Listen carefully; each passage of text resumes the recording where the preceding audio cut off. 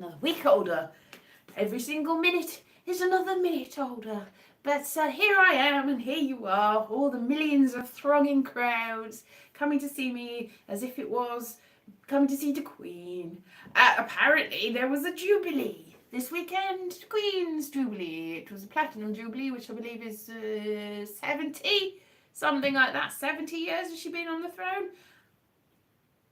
Maybe? Yeah, that sounds right. Yeah, well, so for a little while, a couple of weeks ago, maybe last week, I've lost track of the time. It's been a bank holiday since Thursday. They had 2 bank holidays in a row, which is unheard of. Usually, they have a bank holiday at the beginning of May, the May Day bank holiday, and then a late spring bank holiday, don't know what it's called, which is usually the last day. Hello, Philip. But they had 2 for the Queen. Happy Queen's Day. And they had Thursday and Friday. Thursday's never a bank holiday. It makes no sense. And usually it's a Monday. So the only bank holiday that's usually a Friday, sorry, this is really uncomfortable, is Good Friday. So it was extra Good Friday for people that are royalists and like that sort of thing. I'm not bothered really, so I didn't do anything on the 2 bank holidays. I just sort of sat there going, oh, like I saw loads of people going Platty Jubes. I'm like, what? I did not make the connection last week. And then I was like, what is Platty Jubes? And I looked it up and I'm like, what? Because it's people saying obviously Platinum Jubilee, but I had no clue. Anyway, today apparently there was a parade and I saw loads of people on the Twitter going, oh, parade and buses, and apparently Naomi Campbell was on the 90s bus, and then there was a load of people on the 50s bus, and people were like, why are they on the 50s bus? Meryl O'Rourke, specifically, Twitter, go and follow her on Twitter, she's very big. She's going to have a Netflix special coming up, she's very exciting. Anyway, she was like, why is Bonnie Langford on the 1950s bus? And there was other people as well, and none of them had any connection. And there was a sort of vague possibility that it was something to do with Windrush for some of the people, but Bonnie Langford and Wayne Sleep were on there, and it's like, why? Don't know. It was a bit strange. Not sure why they were on it. It was 1950s bus, which is when a lot of people came over from the Caribbean to Britain. So that happened in the 50s. So that was vague. I think all the people that were on the bus were not alive or had been alive for some time at that point. So it's a bit vague. But Bonnie Langford, who was one of the companions of Doctor Who, was on there apparently. I only know this from Meryl O'Rourke's Twitter. And she was born in 1963, not Meryl O'Rourke. I think Meryl O'Rourke is about my age, but or thereabouts. Difficult to tell people's ages, but Bonnie Langford was born in 1963, so she wasn't born in the 50s. Somebody said it might be because of Just William, but I thought that was set in the 30s, but I might be wrong. Maybe that is set in the 50s. Just William, where she was Violet Elizabeth Bott, and she'd go, I scream until I'm thick. That was her catchphrase.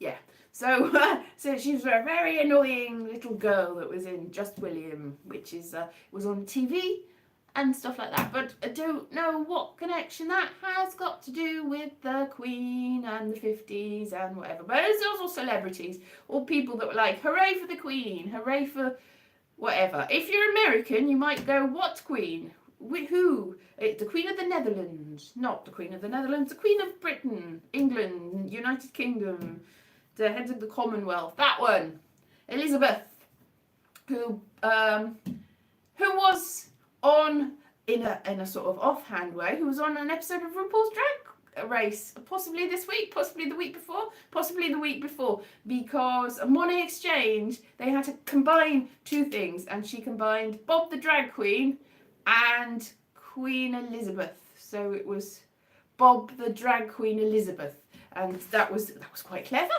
And so that was that. As a couple of weeks ago, so that was sort of Jubilee themed, I suppose. So I don't know. So other things. I've seen lots of people this weekend. Just missed some. I know somebody just commented there, and I'll just have a little look to see what you said. I watched a Leeds video. Oh, I'm sorry. Yeah, well, I was in Leeds 2 weeks ago. Go and watch the video. But I only really had like 4 hours to spare because I was doing other sort of work-related stuff for the rest of them. So I wasn't available till after 12 o'clock on the Monday, and I was having to go home at 7:30 that night. And I'd already arranged to meet the person that I'd met, because he used to live in London, so I know him, and I know him from Edinburgh originally, because he shared a flat, and I teched his show as well. So I met him, and he was only available because he'd been on holiday the day before and just got back, and then he was going to go back to work. So that was the only time forever that I would have got to meet him. And also, I don't usually go to Leeds, so I don't know when I'll see him again. But because I'd already arranged to meet him, and this, it was all right. So next time, I'm probably going to go up for the City of Culture. I'm thinking of that. That sounds nice. Probably, I was looking at hotels. I was looking at, maybe I'll go somewhere else and I'll book a nice hotel. And I was like, maybe 3 nights so it's not too expensive. And I'm la. They're so expensive. But maybe, next time, exactly. Next time I'm because there's lots of things to see and do in Leeds next year. It's the City of Culture. Go and see it in the City of Culture. It'll be exciting and wonderful. Anyway, hotel. I was thinking, can I go somewhere else? And I was like, London. Maybe I'll just stay. I'm living in London, but maybe I'll stay in a hotel in London for 3 days and pretend to be a tourist, and that'll be fun. And it was like, oh my goodness, because even the hostels are like share a room with 9 people are a little bit too much, but 3 nights is like £600 or £700. And I'm like, is that as cheap as it goes? No. And I want breakfast in as well. I want to have a breakfast, because that's one of the things you go to a hotel for, is like breakfast. I'll eat all the food. Like when I was in Leeds, I was like, yeah, they had some gluten-free muffins, and I had one, and then I saved one for later because they had snacks and stuff for the other people that are there. They didn't have gluten-free snacks, so I'd have to save the muffin from my breakfast and have it later. And I think they had some gluten-free little rolls as well. So I had a nice breakfast, and I was like, yay, breakfast. So that's one thing you go to a hotel for, but they're so expensive. Travel lodges are about £30 a night, are they? Right, well, maybe some, but they weren't on this list of different places. Travel lodges, hit and miss, but, it depends. Yeah, exactly. It's difficult to find something that suits if you've got any sort of dietary needs. It's quite difficult to find anything. But I don't know. I want to go somewhere. And I thought, maybe I'll go to Barry Island. Barry Island, also £300 or £400. I was like, that's a lot of money to go to Barry Island. Yeah, it's difficult as well. Because if I thought maybe I'll go on holiday with my parents then. Maybe it is actually cheaper if you go for 3 people. So 3 people in a room, like a family room, is a lot cheaper than if just one person travels alone. It's like the same price, more or less. I'm like, that makes no sense. More people should be more money. Less people, fewer people, less money. Not fewer money, fewer and less. It's difficult ones to. Anyway, so I don't know. I was like, I will go on holiday somewhere, because I'm not going to Edinburgh. It'd probably be one of the people. I tried to book not a hotel, a room, a house. That you can get flat shares for Edinburgh, and they've gone up apparently really high. But about 2 years ago, just before it all got cancelled for the events, the things that happened, I did book a room in somebody else's shared accommodation in Queen Margaret's University, I think, which is just outside. And I paid my money, and we had to have it refunded. So eventually I got that money back. But he's gone up again. He's still advertising for somebody else to share the room for that time. But I'm not going to do a shout there. So it'll be, whereas it was about £600 2 years ago, it's about £700 or £800 for the same room this year. So it's not as big a jump as some people are saying. They're paying 1,000 or 2,000, and now it's like 7,000. It's not as big a jump as that. But I'm not going to spend £700 to go in Edinburgh this year. But hello, Terry. Have I been to York or Knaresborough? No spillage. Hello. Bed bugs. What I can't say. Anyway, I didn't see what that said. But yeah. I'll just have a little look again. It's difficult to see what. Yeah, it's all gone. Chats. Right, let's see. What did you say? Bed bugs. Yes, bed bugs. That is a worry. You want a nice clean hotel. That's why I'd be wanting to book somewhere that has got a good standard of cleanliness, and that I can be sure that it's not going to be a problem, and that I'm going to go, no. So that's why maybe hostels are a little bit, or maybe I'll just bring my own bedding if it is a sort of shack in a shed. Or I did stay in a shed the first time that I moved to London. When I moved to London, I thought that I had accommodation set up, and I had been living in Ross-on-Wye, and I came to London and I was like, so the first couple of days, me and my mum stayed in a guest house while I looked around for somewhere to live. And then she went home, and I thought that I had somewhere to live, but that fell through quite badly, and I had to stay in the guest house for a bit longer. Now, I had been in a nice room in the guest house, but they were like, well, maybe we want this room because it's a big room. Maybe you can stay for the same price, but maybe we've got another room for you. And I'm like, oh, okay. And the other room, I'm sure I've said this before, was a sort of shed in the back. It was just a shed, so I went to stay in their shed, and there wasn't actually a toilet in the shed. You had to come back in through to go and knock on the door. Can I have the toilet, please? So it was just a room in the shed. And I remember hearing the song Avenues and Alleyways by Johnny Lee Miller, which I think he was in a film that was featuring, and possibly called I'm not sure was it called Avenues and Alleyways? Anyway, that was on the radio. So that's that theme tune for that shed for my first week in London. So I stayed there for a couple of days and then fortunately found somewhere. I think people didn't make their way all the way back to the toilet, by the way, to get to, because the outside of it very clearly smelled like somebody had thought, I'm not going all the way there, I'll just use this bush just outside the shed. So that was so pleasant. A shed in a guest house, outside a guest house. So I didn't stay there for very long. I had breakfast. That I remember very clearly. It was a continental breakfast, but what we got was like cheese and eggs, like hard-boiled eggs and cheese. So it wasn't really a continental breakfast. It was, I'm not sure what breakfast it was, but that's what they had for breakfast, like hard-boiled eggs. Not like toasty soldier ones, like peeled hard-boiled eggs that were chopped up and cheese. It was a bit odd.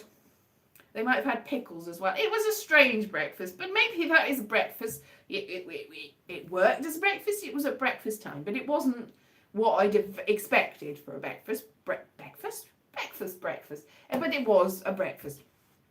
And then I got somewhere to live. Anyway, hotels. I like hotels. I like going to stay places, and as long as they're nice and clean and see the sights. So anywhere that's fairly reasonable.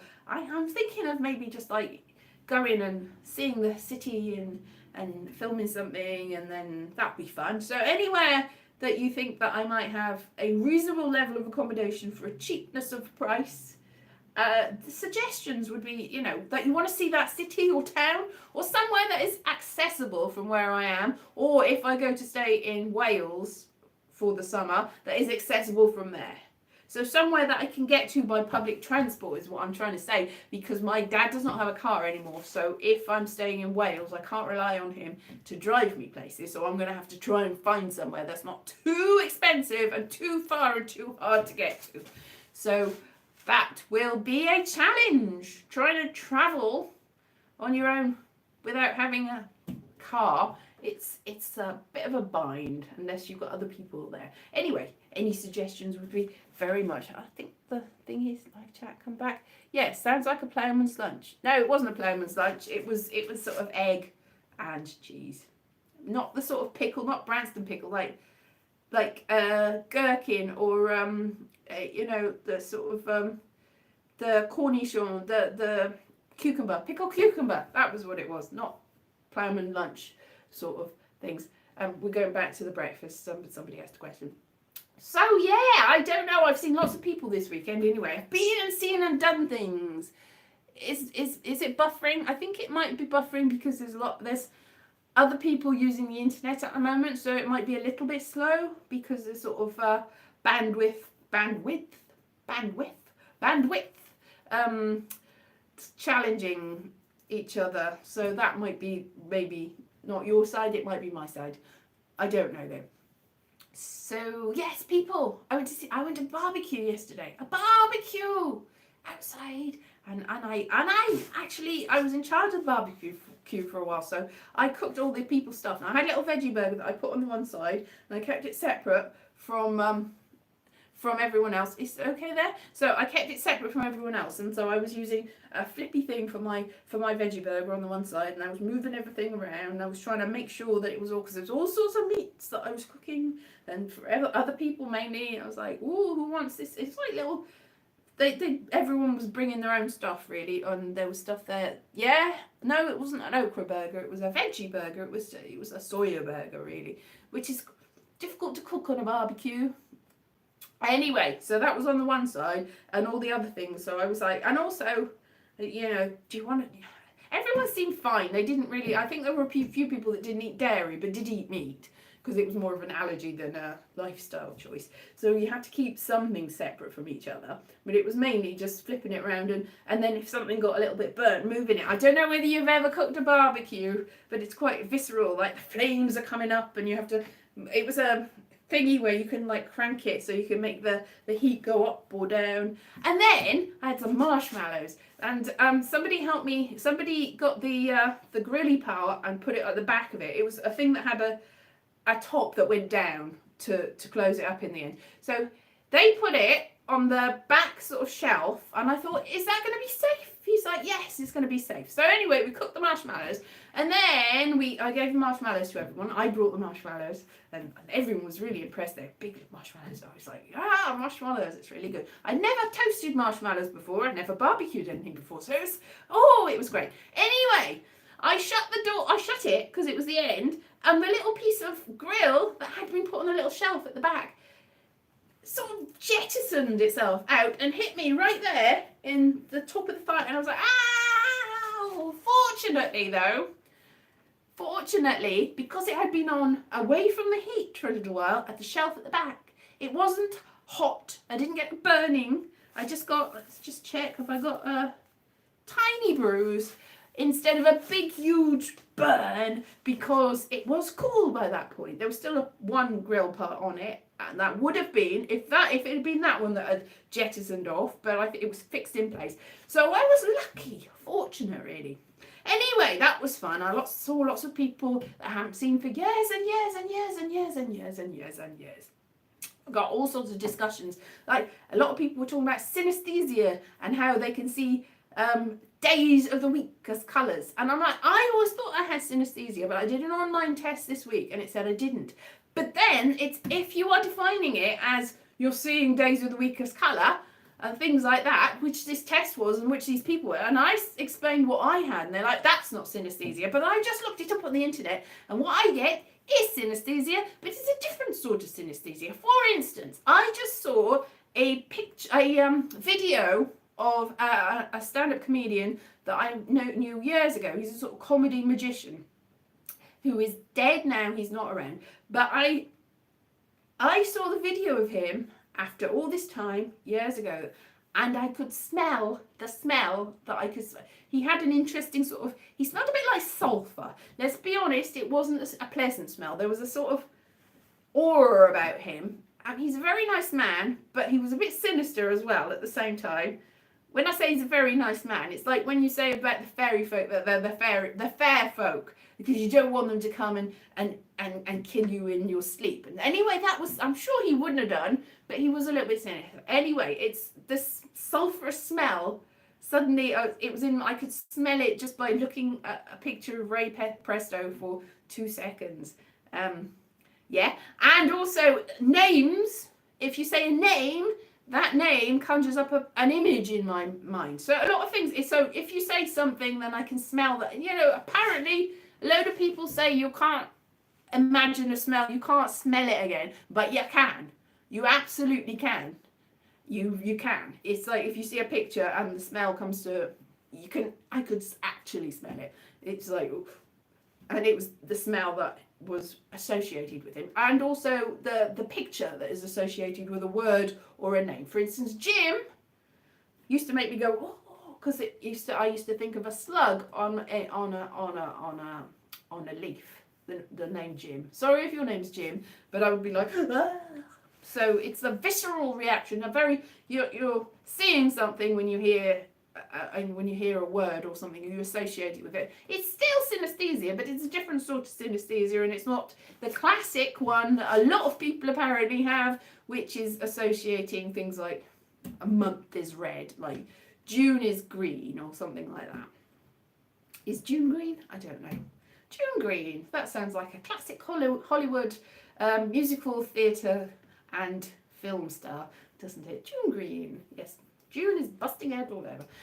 So I don't know whether I do have that, but I do have hypnagogia. Somebody said that it was a writer person that was there. A writer. She said that she uses hypnagogic imagery to come up with ideas when she was going to sleep. And I was like, but I've had hypnagogia. It's when but that is what I associate is a bad thing that you can't control, because it's when I've had not the night terrors, what's it called? When you're, what's it called? See, I've gone on blank.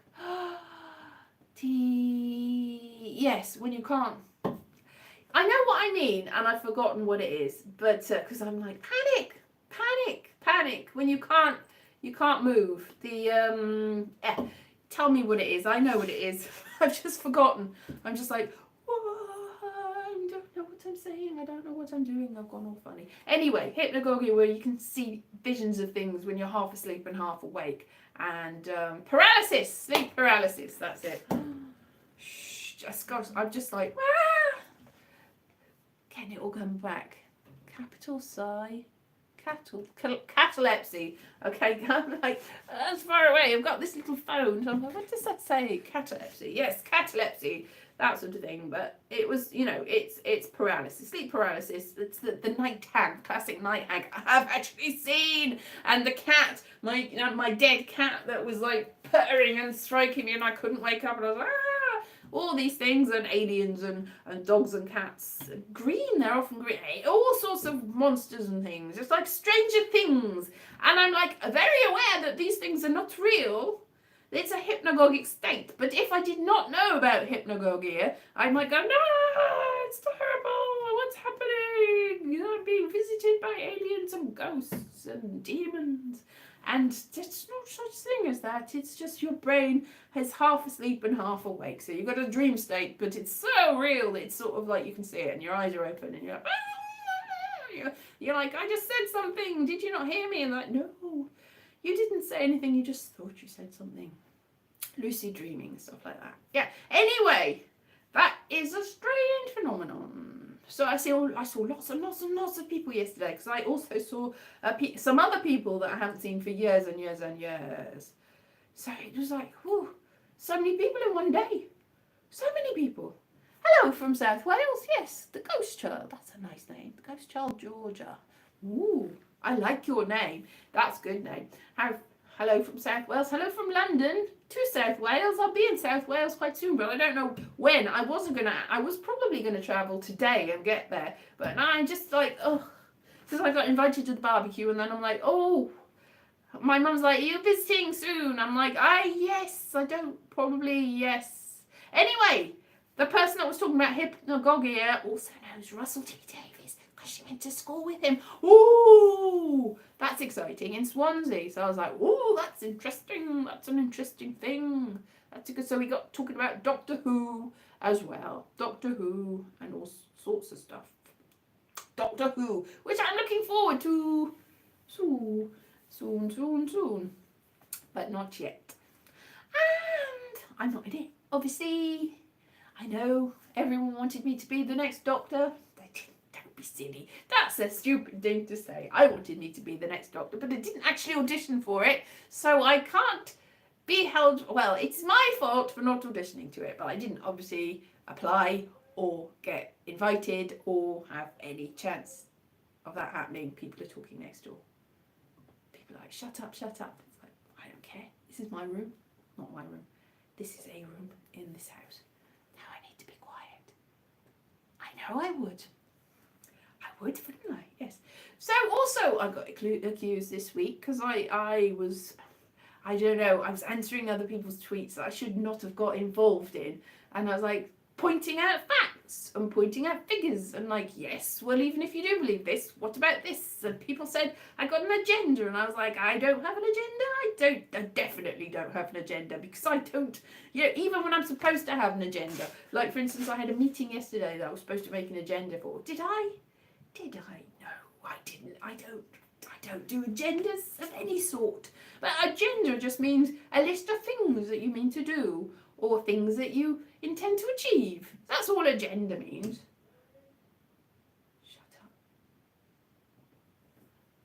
person next door shouting at me. My goodness me. See, they talk loudly, and I just have to put up with it. What are they talking about now? They're just shouting, moaning.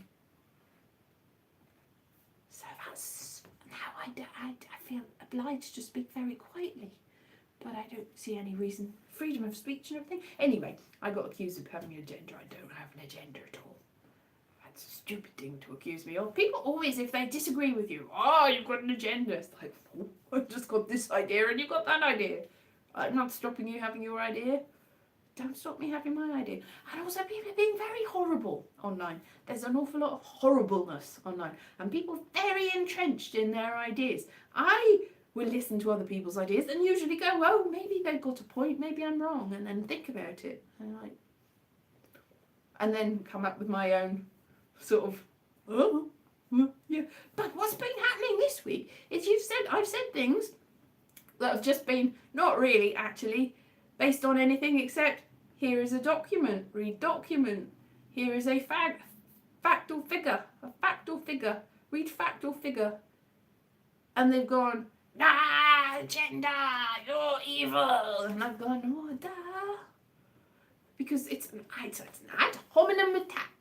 They're like, you're an evil person for even thinking this thing. I'm like, I am not an evil person. And what has got to, even if I was, it's just got anything to do with this fact or figure that I've just given you a link to? I don't think so. It's like, but. And I'm like, yes, but. Yeah.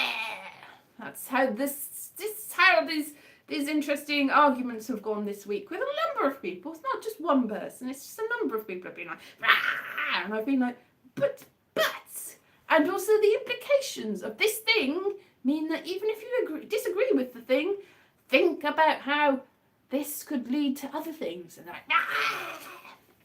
So people aren't being very nice online generally. It's all a bit worrying, I find, a little bit worrying. That's just what I think. You may disagree, and you're entitled to disagree.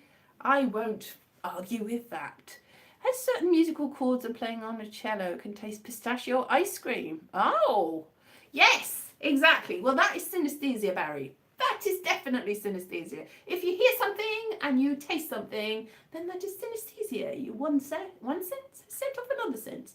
But this is another thing. The people that were the colour people, the people that had the colours associated with the days, they were like, no, what you have is not synesthesia. What we have is synesthesia. All right, I said. You are right and I am wrong. And then I went away going, oh, I am wrong. And then I looked it up and I'm not wrong. It's just a different way of thinking and seeing and, just there's a lot of things in the world.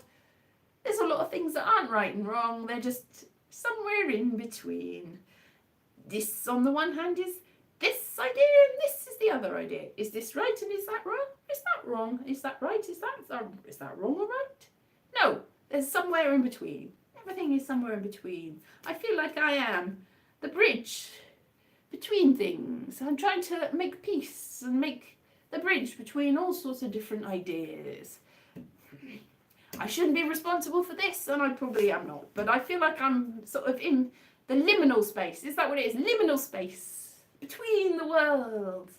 Very much like Stranger Things. Yeah, I've watched Stranger Things this week. So not the upside down, the space between. So whereas in the upside down there's the upside down, and I'm sort of the bit between, the space between the upside down and the real world, the world of the 1980s. I'm there.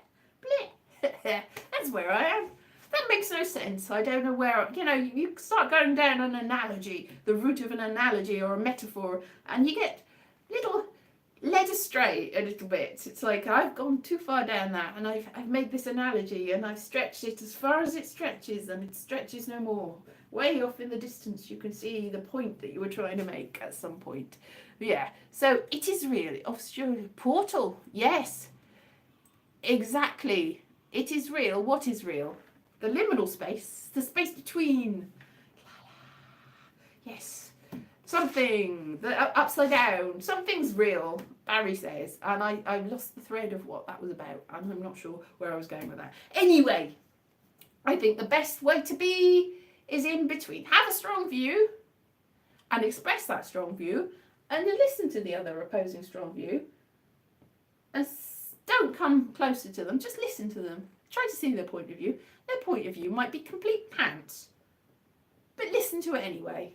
And then if you know that you're not going to change your mind, which sometimes you know that this is definitely true, you're like, these people are not going to change your mind, then just probably step away and save everyone, save yourself. But sometimes you can see that their ideas, you know, they might not have all the facts, and you can give them the facts, and then they'll go, nah, I don't like the facts, and then they'll get angry at you. So yeah, maybe don't argue with people on the internet. Now I've come to realise it's no good trying to change people's point of view, because people are very entrenched in their own ideas, and even if you've got facts, they'll go, no facts. Idea that I have is my idea, that is all. No more idea, go idea, blah. Is how they actually react. That's how arguing on the internet tends to go. So maybe I should just keep out of it and not express any ideas or opinions or give anybody any facts or anything that has got anything to do with anything. What I should do is just go, which is what they want you to do, but maybe just step away. I think start another society, another planet, keep away. Go. Yeah, that's maybe the best thing to do. Just get all the people, make your little echo chamber and stay in your echo chamber away from the people that you are going to hurt and that are going to hurt you, and keep well away in your little bubble. I don't know whether that is a solution. Obviously that is not a solution, because everyone needs to work together and help and create a world that is good for everyone and works for everyone and does not unnecessarily persecute anyone or put people on pedestals. So there should be nobody high or low. There should be everybody yay in ideal utopian world. But it's not a utopian world, let's be honest. It's a dystopian world. Dystopian. Anyway, talking of which, my gig that was supposed to be last week, which was Pear-Shaped in Dystopia, got put back until the 15th of June, which is probably just well because I did not write any material for it yet. The 15th of June, because Brian and Crystal, that ran it, I was like, why are you not doing it on Wednesday? They're like, something's come up, we can't do it on Wednesday. I'm like, it's fine, it's cool, I'm fine with that. I'll see you on the 15th then. And then it turns out they were only on blooming Britain's Got Talent this week in the semi-finals. I don't think they got through to the finals, and I did hear that they got 4 buzzers, which is it's unfair, but obviously if they got through to the semi-finals, that means that they are valued and special and great. I did not see it, I will maybe see it, but